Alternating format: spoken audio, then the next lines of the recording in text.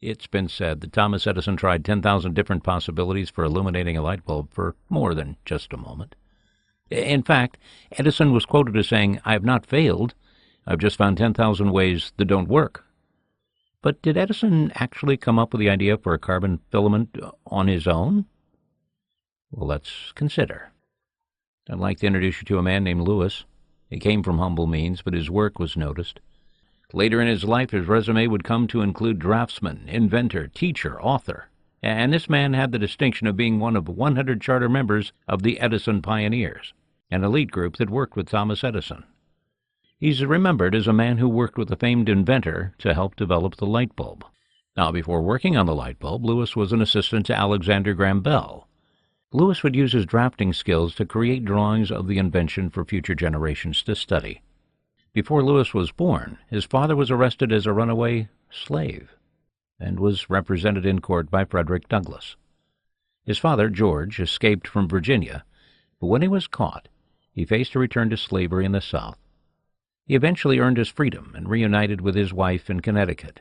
But the Dred Scott case in 1857 caused George to live very cautiously for the remainder of his life. This caution even led to a split in the family in an effort to keep everyone safe. By 1864, Lewis joined the U.S. Navy at the age of 19. He served aboard the USS Massasoit. 8 years later, he was honorably discharged, and he found work as a draftsman. Marriage and children would follow in the 1870s, and his mother Rebecca and brother William would come to live with Lewis, his wife, and 2 daughters. This man worked hard to develop ideas that he believed in. There was a growing family depending on him. Lewis would invent, by himself or with others, a variety of improvements, including a better toilet for passenger trains. He created an early prototype for air conditioning that also served to disinfect. There were safety features for elevators as well. But perhaps his greatest creation was a carbon filament. Yes, the one that led to his boss, Thomas Edison, creating the incandescent light bulb. In fact, a light bulb that Lewis created in 1883 can be found in Chicago's Museum of Science and Industry. It is true that Edison created the light bulb in 1879, but Lewis was one of the men among his Edison pioneers that gave him the carbon filament that was key to that success.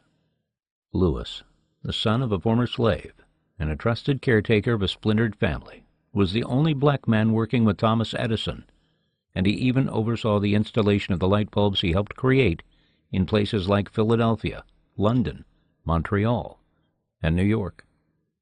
He would become an author and continued to work in his various interests until his death at the age of 80.